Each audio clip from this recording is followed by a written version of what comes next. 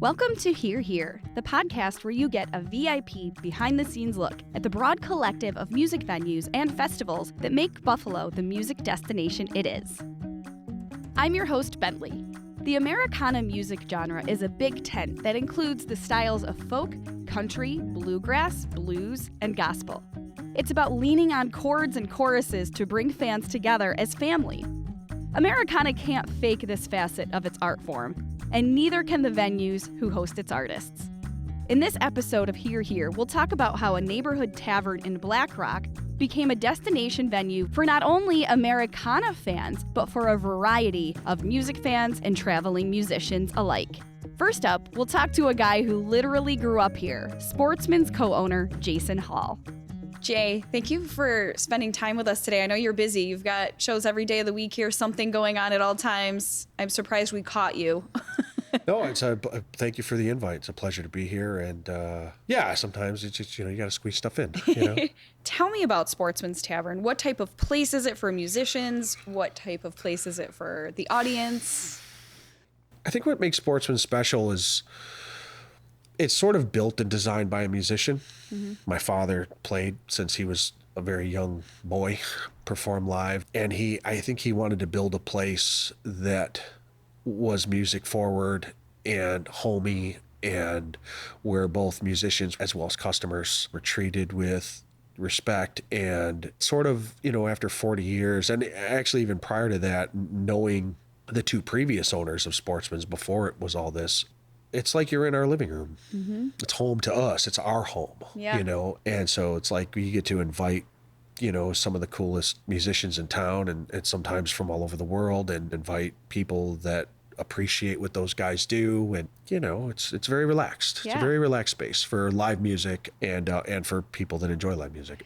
So take us back 40 years ago. You said there's been a few owners because it's been around for 100 years. Mm-hmm. How did your family get involved? So I think my mom and dad, so we're Black Rockers. We've lived in this neighborhood most of our lives. My parents met around the corner from here when they were kids, and my grandparents owned property on this block, and my dad was like a neighborhood tavern, and I think my dad managed the place with for a couple of years while my dad was playing 7 nights a week and working in a steel plant, and the owners that we bought it from only owned it for 2 years.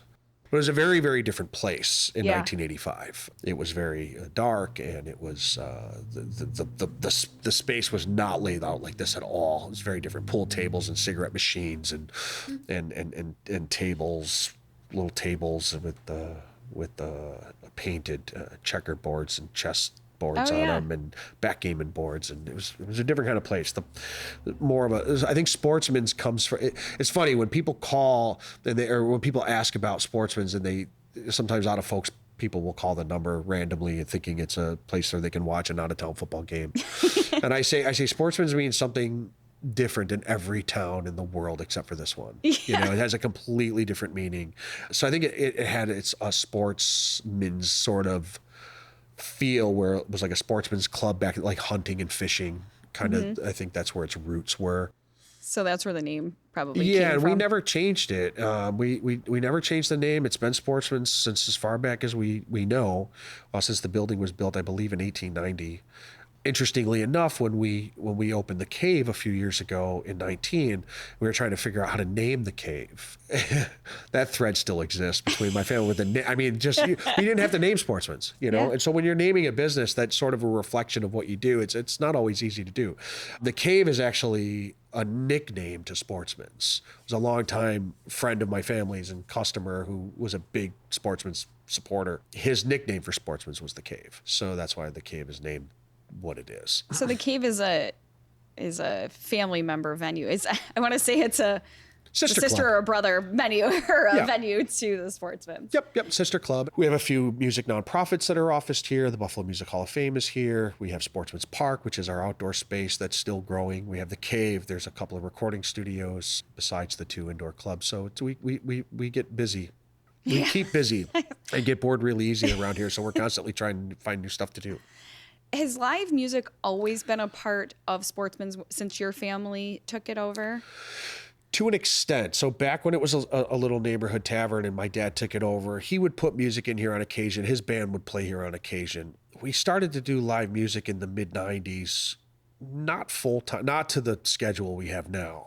Maybe the early to mid 90s is when it started. And then we were probably 5 to 6 days a week up until 2004. And that we had already been bringing in national acts, and they were always free. We never charged. We didn't charge a cover. It's interestingly enough, we had Dave Alvin here on Friday night, this past Friday, and Dave Alvin in 2006 was our very first ticketed show. It was the very first time we had charged to get in. Wow. Prior to that, everything we did was free. Even the national touring acts, we just ate it. We just brought them in. They played regardless of what they cost. We just ate the money and had a cool night, a cool business day, and it's just kind of how we got started. Yeah. Now, I know that Sportsmen is a champion for independent musicians and local musicians, but you've also had, as you mentioned, you've had some national musicians and artists here. What were some of those oh wow moments that you might have had with some of those musicians, or maybe people that... There's a lot. I mean, there's so many moments where you just feel like that's the reason why you're doing what you're doing. Friday night was like that with Dave. The first time Dave Alvin was here, he's a personal hero with the Blasters, and a band that he had with his brother in the 80s, and I've listened to those guys most of my life. I remember one time, the old stage, we had Elliot Randall played here. Now, Elliot, Steely Dan guitar player, musical director of Saturday Night Live, and, maybe composed one of the great rock guitar in a song in rock and roll history with Reelin' in the Years with Steely Dan. And he played that here, and they did Reelin' in the Years here, and absolutely ripped the roof off the place. And I'm going, it sounded like the record. He played it like he said, and there's thousands of those moments, from local to regional to national to international artists. Every single night you could probably find a moment for, that's special to that night. It's interesting that you said it sounded just like the record, because one of the compliments that Sportsmen gets is the sound here. You walk in and you feel like it's at home. There's pictures on the wall. It feels like a tavern, but it's also a performance space. It is a venue, and the sound here is amazing. One of the prime examples is if you go to the Cave. Now, we've worked really hard to get the Cave to sound as good as it does, but it's a completely different room. It doesn't have a big ceiling. It has concrete walls. It has a concrete floor. It doesn't have a basement. There's not a lot of wood there. This room, we've been fortunate enough that it was built long ago, and Tony Caniglio, who's our head of production, designed this sound system for this room. The room breathes, and there's lots of wood, and and it's, when you get a lot of people in here, I tell people you don't hear the room. And a lot of people don't understand what that means, and maybe we get a little spoiled being in here all the time. And then when you walk into a space and that it's not because they're not trying, it's just the room isn't going to sound the same because of the way that it's made up. But you certainly don't hear the room here. You hear what we like to refer to as truth. What's coming off the stage and what's coming out of the speakers is truth. And we're very fortunate, but we've worked really hard at that. It's important to you, right? If you're a live music room and you're not focused on how good you sound, then you could be a bakery. That's what you're selling. You're selling the performance. You're selling the sound. It has to sound good, or what are you doing? So for us, it's always been the most important. So through each transition that the space, we've just expanded again. And I think the room actually sounds better now, which is even more remarkable. It's the most important thing. So how much did your father's role in the local music scene? I mean, he was inducted into the Buffalo Music Hall of Fame that is housed here now, right? Twice he's inducted. Yeah. How much of a role did that take in recruiting local musicians, or your role as a venue here in Buffalo? My dad's influence in the city, he's a great guy to be around. People like hanging around with him. I watched him for 40 plus years of how he genuinely talks and makes people feel good. You know, he just has a natural ability to do that. And musically, with his band over the years, he always, you know, again, sound was so important. How the band sounded, what guys were doing, it was so important to him. And I think he had a lot of respect amongst all the musicians of his generation. And so when we started to do music, and, you know, and the Willie Shelkoffs of the world and the Billy McEwens in the area, and, you know, all the guys that my dad crossed paths with locally, it was super easy. Yeah. You know, we're going to play Dwayne's place. We're going to go to Dwayne's. We're going to play, you know, that kind of thing. And then just, I think you're not paying attention to how it happens. It just happens. And I think because of the way that we did it, not really writing any formula down, I think just being honest and being transparent and being approachable to people and stuff like that, I think it just, your reputation grows into itself. Yeah. And but sure, my dad's music career in this town had a lot to do with that. We didn't have to start at zero. Right. Yeah. Well, and I mean, it just shows that what is important to you, you are reflecting in your venue too. Right. Now, so there's obviously a great local scene here in Buffalo. What do you think makes Buffalo a music destination? So I think because we have a variety of venues and organizations in Buffalo that should be able to get folks here, at least in the general area. Like, it's a beautiful city on the lake. We have Niagara Falls. We have all these things that can get people into the city. I think along with everybody else, I think, you know, you have a responsibility to represent your city and to represent your community in a way that when you do get these people in town and they do come to your place, whether they're, you know, in from another country or in from, you know, as close as Rochester, you know, that they find you and you provide them with the experience that they go back and go, you know, if you go to Buffalo, you got to stop here. Yeah. You got to go there. We saw this great show at such and such. We had great food here. It's all the same. So it's an experience that has to be shared. And so when you have those opportunities, when people come from out of town into your place, it's your responsibility to, at least if they're not going to visit Buffalo again, that they tell all their friends that when they do, that they have to experience what the city offers. Yeah. Besides, you know, the obvious stuff. Yeah. Now, there's a lot of decisions that go into running a venue, and it's a family affair. Yep. So there's no one way answer to anything that we do. Yeah. We just, you wake up and you deal with the day's business that day, and based on previous history, you do the best you can. And sometimes you're doing a wonderful job. Well, we try like hell right now. Well, there's a whole team of people here. Yeah. Like, I get to sit here, you know, and talk, and sometimes I've sort of become the face of, or the spokesperson for the family. But, you know, my brothers Jeff and James, and my son Eric, and my mom and dad, my mom Denise, you know, my nephew Josh, and as I mentioned, Tony, and my whole staff. Like this, there's a whole team of people that work effortlessly to, you know, to seem effortlessly, but they bust their ass to pull off what we do on a daily basis. So is that sounds like that's one of the parts of the enduring success of the Sportsmen. You've made it through difficult times, you've made it through good times. And so what do you think is the formula, and what are the next steps for Sportsmen to keep another 40 years going? Well, I would have had more kids.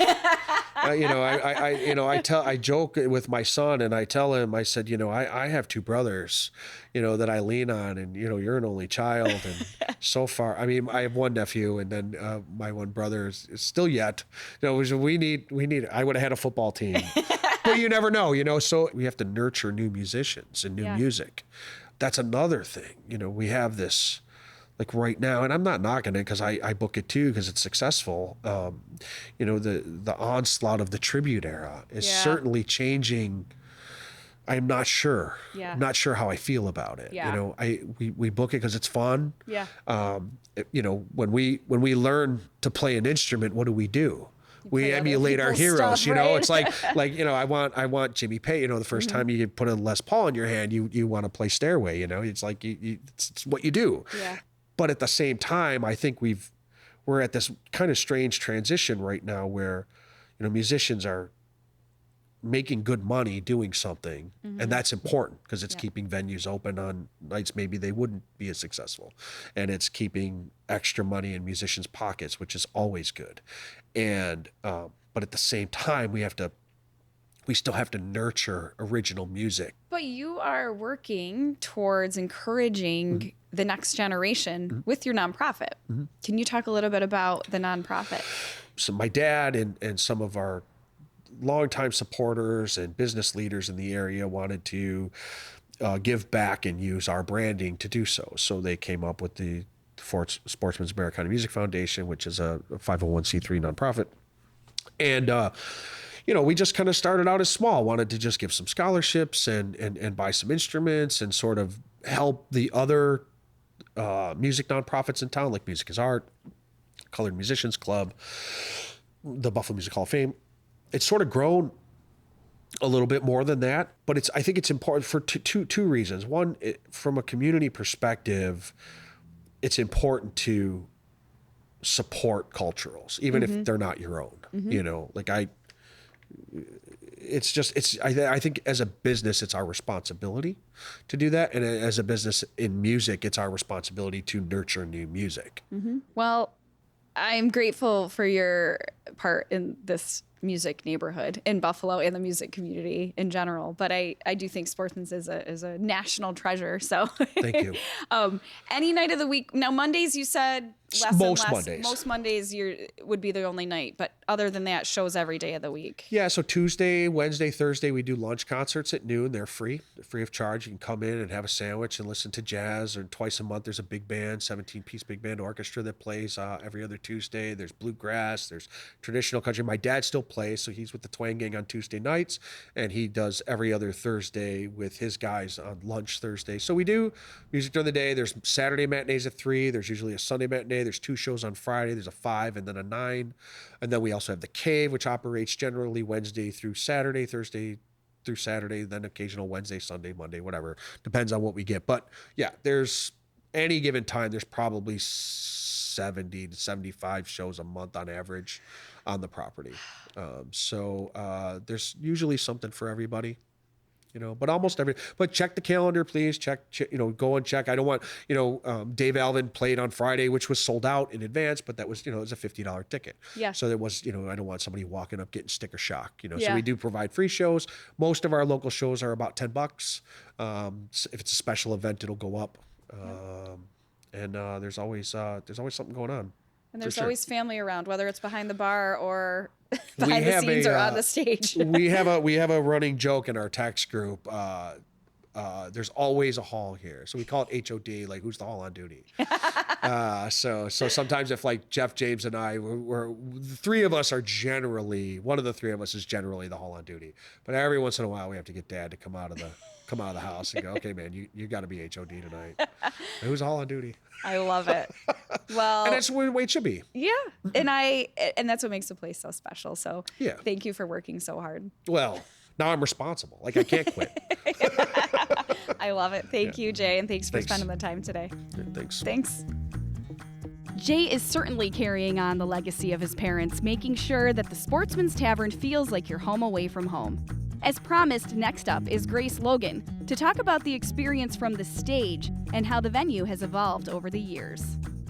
Grace, thanks so much for joining us today. I know that when Jay said that you were the artist that he picked to feature at the Sportsmen's, I mean, everybody in Buffalo knows Grosh. So I'm so glad that you decided to join us today. And I know you're also in the band Big Martha and you've played with duos. So you definitely know Sportsmen's as a performer. Yes, for sure. I've been playing here a long time. Do you remember the first time you played Sportsmen's or any early memories of first playing here? Well, I actually played my 21st birthday here. Really?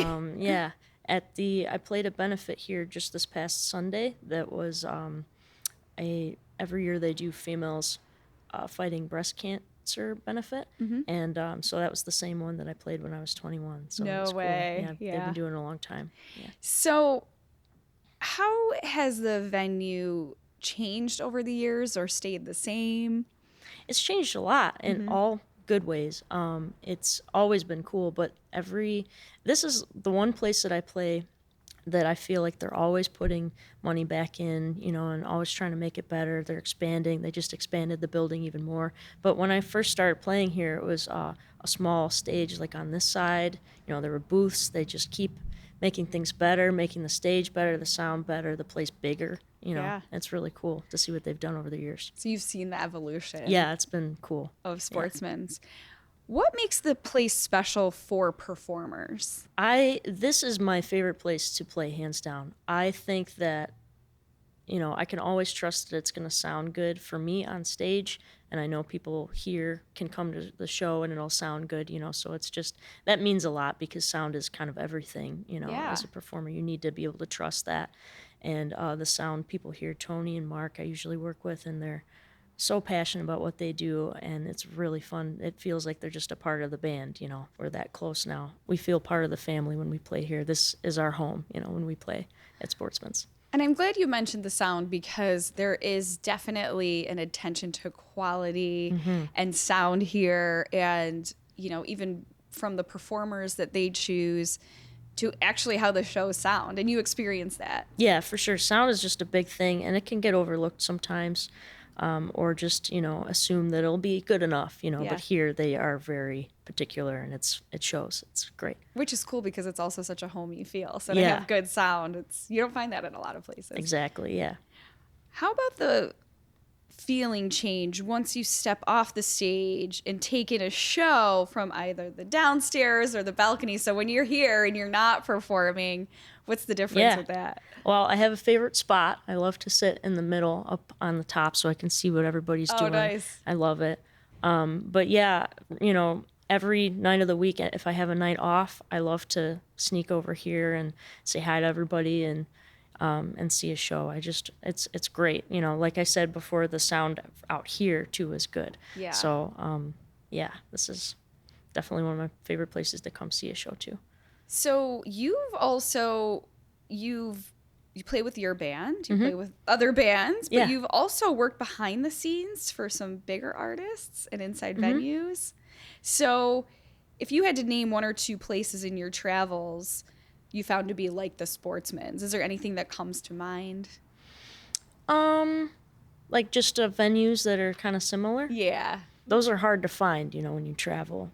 Yeah. Places like this, definitely. And I realized that, too, when I would be planning tours for the band or something. This is special. You look at a lot of venues, and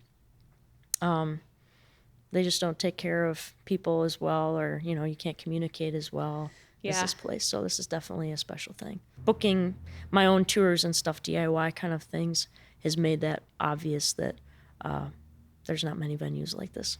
What makes a venue like the Sportsmen such an important place for artists to perform, especially up-and-coming musicians or independent musicians? I mean, it's been a huge part of my development as a musician, starting to come here when I was young, seeing so many good bands, local musicians, getting to meet people.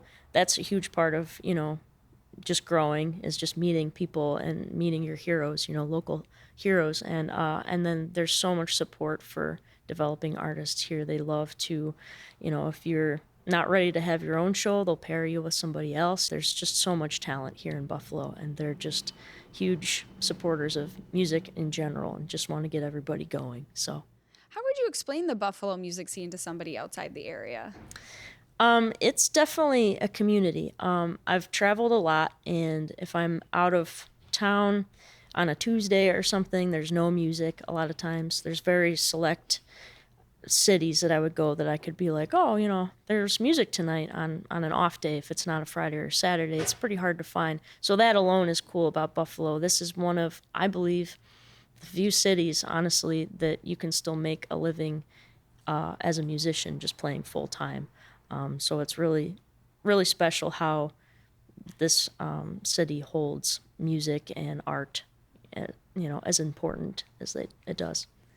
Well, we look forward to seeing more shows with you in any of your projects here at Sportsmen's and around the city in Buffalo. So thanks for checking in with us and hanging out with us today. Thank you. Thank you for having me.